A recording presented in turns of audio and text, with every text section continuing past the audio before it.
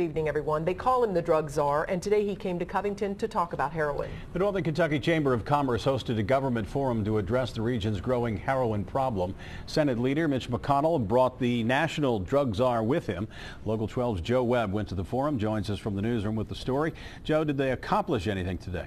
Well, Rob, they talked a lot. But this was really more about diagnosing the problem than writing a prescription for it. The czar took a lot of questions, didn't have all the answers people wanted to hear.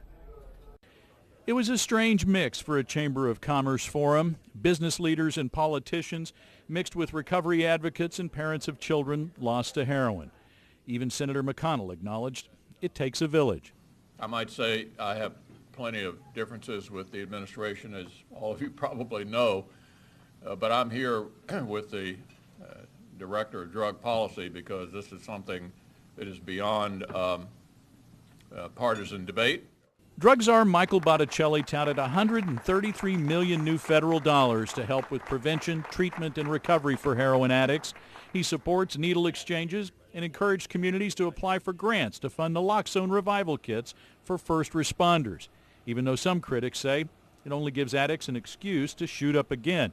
Every life is worth saving. And so we need to do everything in our power to save a life, regardless of whether or not that person goes on to get care. A life is worth saving, and we need to save that person's life just as we would someone who had a heart attack who may not agree to go on a diet or do the exercise. Botticelli said the communities that have heroin issues like Northern Kentucky are often communities where doctors have overprescribed pain medications.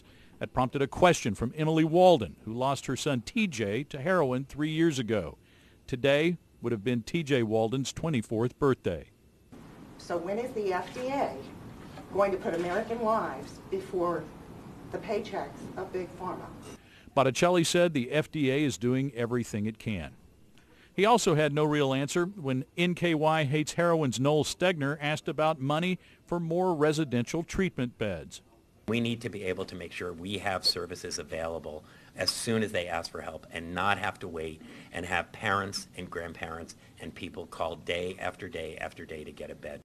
Everyone in the room knew that. The czar offered no solution.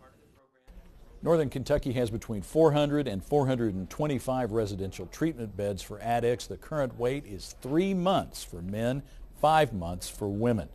The heroin solution obviously will not be easy, and it will be expensive, but Rob, talking about it like everyone did today is going to help.